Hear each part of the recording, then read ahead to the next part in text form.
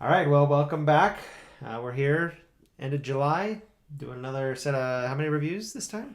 Four this time. Four. And those are the nines and tens. How many other books did you read this month? I read a bunch of them. I had a hard time finding ones that I really felt good about And so you just this month. did you finish them, or would you just I finished abandon them? most of them, but they were eights and a few lower than that. Okay. And they're eights just because the story wasn't good enough. Uh, Good story, but it just hasn't really engaged me. Okay. 9 is when I get engaged, and Okay. 10 is when I really enjoy it. Okay. Next book is The Way of Sacrifice by Tony Corden. This is first book in a fantasy series, Weaves of Empire. And is this another dystopian fantasy? No, this happens 4,000 years in the future. Okay. Earth has made it to space. They've had portals that take people to various planets. Something happens, and the portals blow up from aether backlash, leaving a colony on this world that is struggling to survive. It's a rock that they have terraformed. A change happens in their genetic code because of something that's happening in the atmosphere of this planet, and it makes it so their cells create aether. And aether is used to make magic. Only some people have magic, but enough of them that they send people around looking for kids that have magic. They start testing them at age 13. And anyone that shows up with magic belongs to the king now. If they run, they send hunters after them that kill them. It's more that they're afraid of the magic users. They want to control them. And so they take them and put them in a magic academy and teach them how to control and use their aether.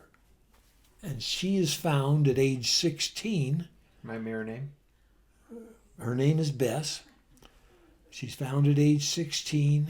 She's a young girl on a farm way out on the edges of the kingdom. Her only prospect in life is to be married off and live a very unfulfilling life, popping out babies and hoeing weeds. Then she's found to have aether. They buy her from her parents for a gold coin, and the parents, it's an unloving family. They're thrilled to get rid of her. They think they can get more from the king than they can from selling her as a marriage candidate. She has to make it to a certain city by a certain date to get on a certain ship that's going to take her to the Magic Academy. And because of things that I'll let you discover in the book, she doesn't go on the wagon that everyone else goes on. And in the process, she meets up with a mage, Michael Firestorm. And by law, she becomes his responsibility and his apprentice. He's hated by all of the faculty, the mages at the academy, and basically in the entire country. He's got a name that is put down by everyone. If they can embarrass him by making her fail, they will.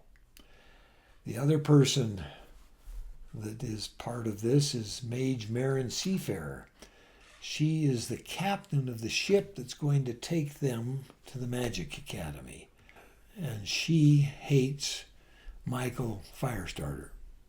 Firestorm. Firestorm. I was thinking firecracker when the first sentence.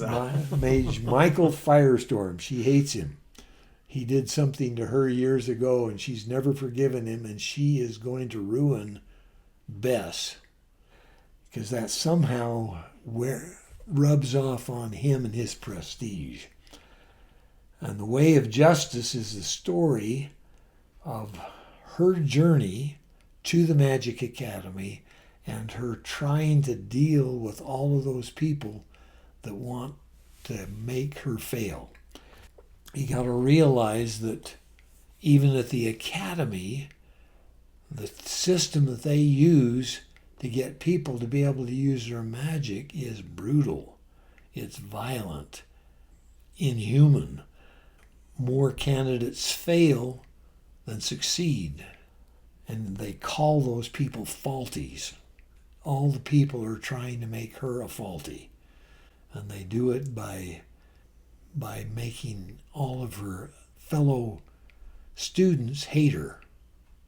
And so everyone's against her, and she's accepts with dignity the things she can't change and fights tooth and nail against those she can, and somehow keeps a very positive attitude through all of the hassle that she's given, and has a attitude that she's willing to protect those that are less fortunate and those that are in trouble. Rating, it's excellent. Highly recommended. Profanity, PG, light use of mild profanity. Sexuality is mature. Incidents of sexual abuse. Not described well enough to be titillating, but you know it's happened.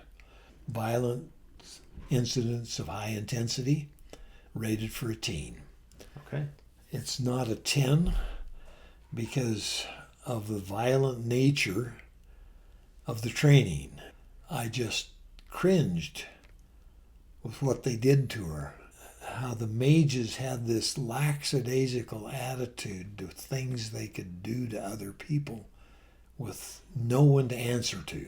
So the story is a 10, but some of the elements in it make you... Some of the elements make Or me cringe cringe. factor. It gets violent several times. Okay. And that's the only thing I rated it down for. But it's a Okay. very good story. Now, earlier, did you mention that the book before this is in the same universe?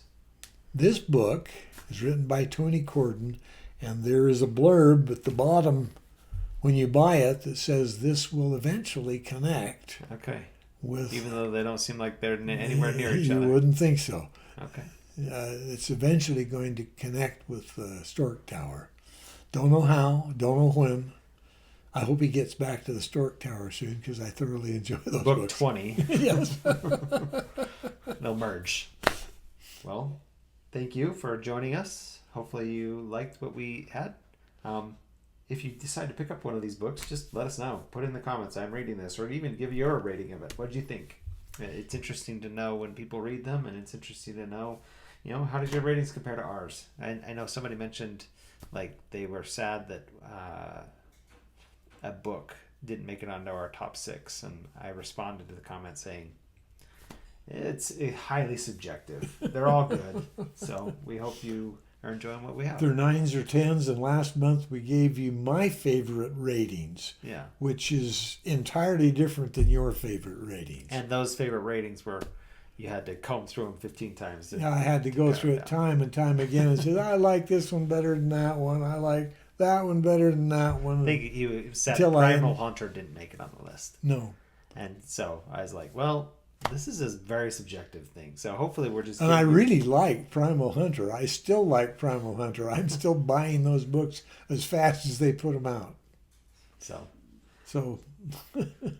hopefully you're enjoying the content. We'd love to hear from you if you decide to pick up one of these books, and just let us know what you thought of it. Thank you. Good reading.